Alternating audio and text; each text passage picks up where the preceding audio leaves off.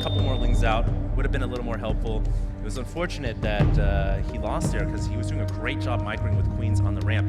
Now, we are here on Antigua Shipyard, and it looks like the next map has just begun loading, so Stephano and Lucky are here. It is time for Game 2 here in the Grand Finals, and the map has begun. Make some noise, guys!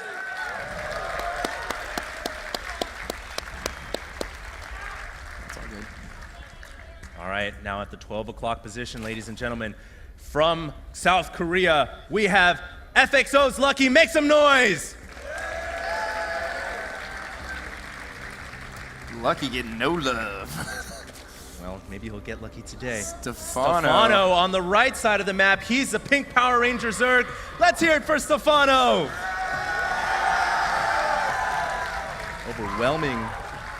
Overwhelming response there for Stephano. Well, there it is. We clearly have our fan favorite, and he is also currently up a game in the finals. Yeah. Very quick Game 1 victory, and you know, it's just got to be so nice to grab that first win early on in the series. Oh yeah, absolutely. Especially that fast. I mean, it's just boom, Game 1 down. Let's move right into Game 2. Now, it looks like Lucky did go ahead and pick Antigua Shipyard. This is actually a map that's a little bit more open in terms of how much area there is on the map. I feel 10 like pool, 9 gas from Lucky already. Wow. Well, it looks like Lucky now taking a page out of Stephano's book and opening up with a very early pool. He cancels the gas here, just using that to build early extra drones. But you know what? I was going to say, this is a map where Lucky could actually pull off the 15 hatch, and I don't think that Stephano would have opened up with an early pool and gas on this map, but now Lucky is switching it back and going with a quick pool. Well, I think that Stephano is certainly going to come out ahead here. You know, his pool slightly later, he eked out those extra drones, and I just like his build a little bit better. I think Lucky was anticipating maybe a 15 hatch or something, going to try and get in there and do some early damage with these lings, but Stephano is most definitely going to have, you know, either a queen almost done or, you know, four to six lings of his own out by the time that Lucky makes his way all the way over there, especially on a huge map like this. Yeah, and a build like this is more tailored to dealing with a quick 15 hatch, as we saw Stephano use against Lucky in the prior game. Now, with Lucky going opening with this early pool, I just don't see those 6 Zerglings doing enough damage, as you said before, because Stephano's pool is now up. He's going to have a queen for defense. He can also use his drones if he really needs to, and he's about to have Zerglings of his own pop out. Yeah, he certainly is. Now, these first 6 making their way in as we speak. Stephano dropping a smiley face. I think he very confident there. I think he read that pretty well and knows that, you know, you're not going to be able to do that much damage here, and he has enough lings now to certainly ward this off, and his queen is about to pop out. Additional lings actually coming in right now for Lucky. Some good micro from Lucky, but the queen is about to pop out, and once she pops out, the rest of these lings are going to have to tuck tail and run because low hit point lings without speed certainly cannot. They cannot fight a queen. Do anything against that queen is going to be very good. And hey, Stephano capitalizing on his build order advantage with a quick hatchery here. I actually really like that strategy and that decision because now he's going to be able to pull into a macro game. He knows, or at least he's hoping, that Lucky isn't going to follow this up with additional aggression. And even if he does, you know what? Stephano's got that extra drone advantage. Yeah, I certainly think he's followed this up well. I like the quick hatchery there. It's actually going to get scouted out by Lucky, who left a single Zergling out on the field, so he'll see that Baneling nest as well. I'm going to get in there and figure out exactly what Stephano's up to. Stephano unable to get up the ramp. There is a full block there, and he's going to use those queens to prevent him from getting in the main. Yeah, very nice block once again from Lucky. We saw him do that in the previous game. It actually looks like Stephano didn't have a drone advantage earlier on simply because he made so many lings here. He's not going to be able to bust through that front door.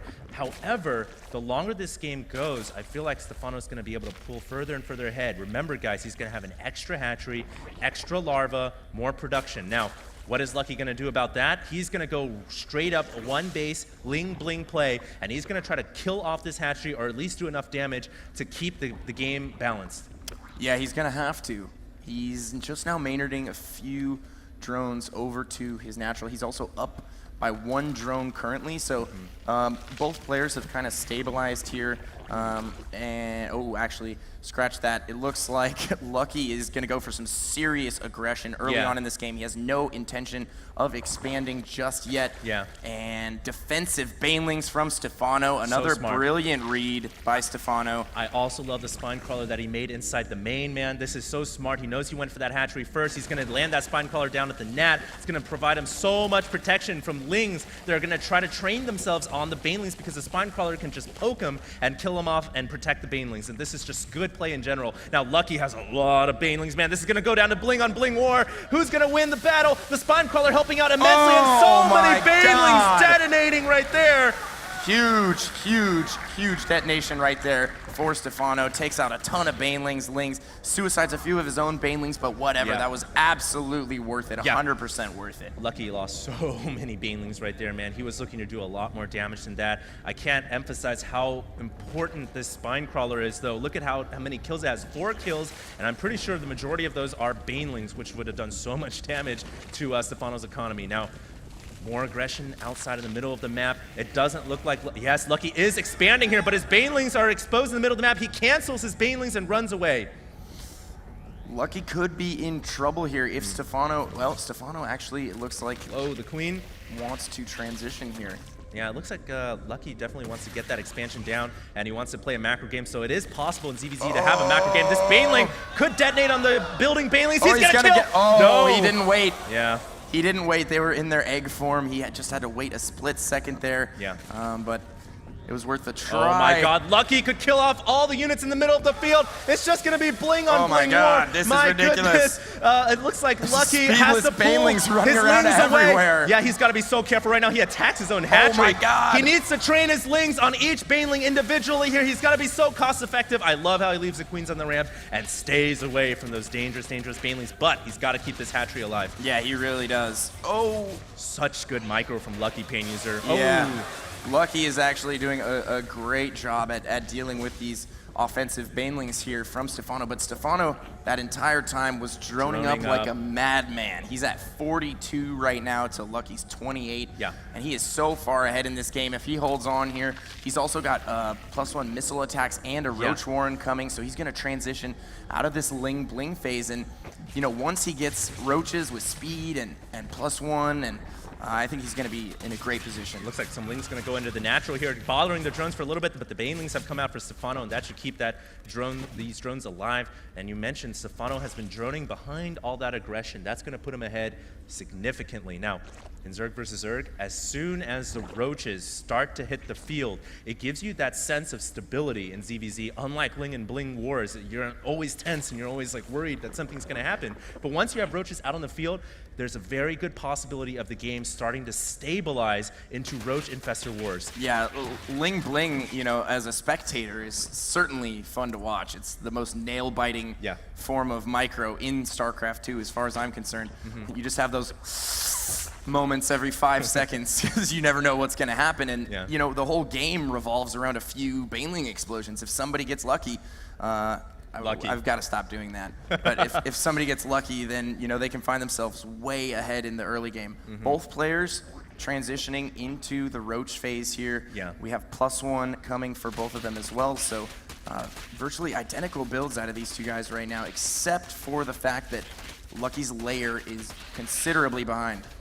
One thing we forgot to mention is the positional spawns on this map actually favor Lucky considerably, as these rocks are right exposed to the middle of the map. If those rocks go down, the third expansion is going to be a little bit more exposed to Ling aggression, and of course Roaches as well. Now, you mentioned both players have gone into the Roach phase. This is where the Baneling and Ling wars kind of cool down for a little bit. Things are going to stabilize, and we're going to see Roaches pretty much for the majority of this game. Yep, and heaven forbid Stephano get his hands on some infestors, because he is so good with those. His fungal growths are always on point.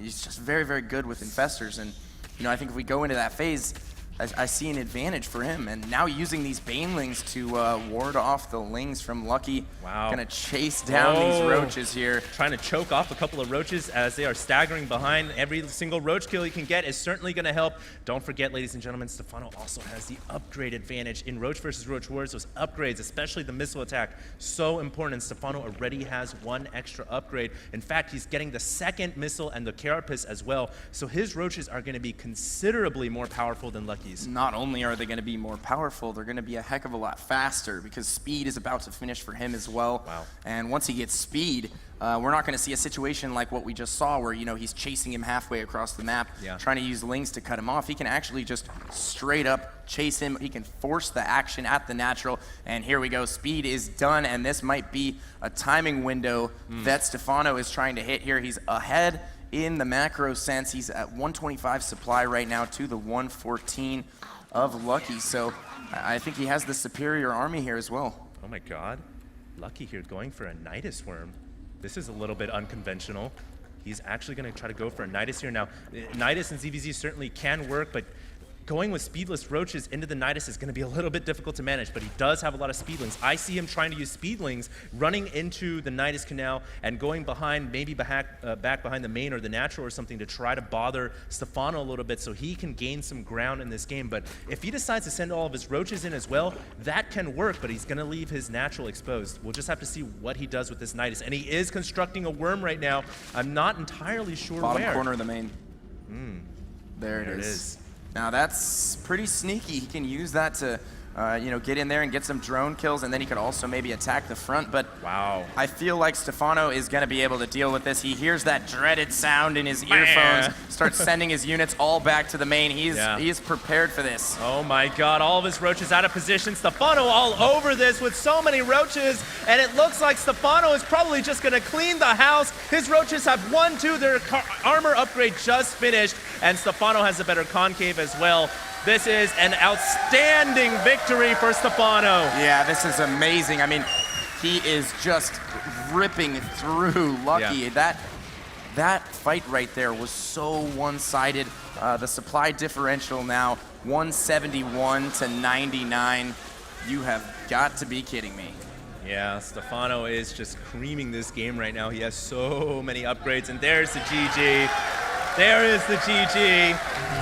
Unbelievable. A foreigner for the first time here.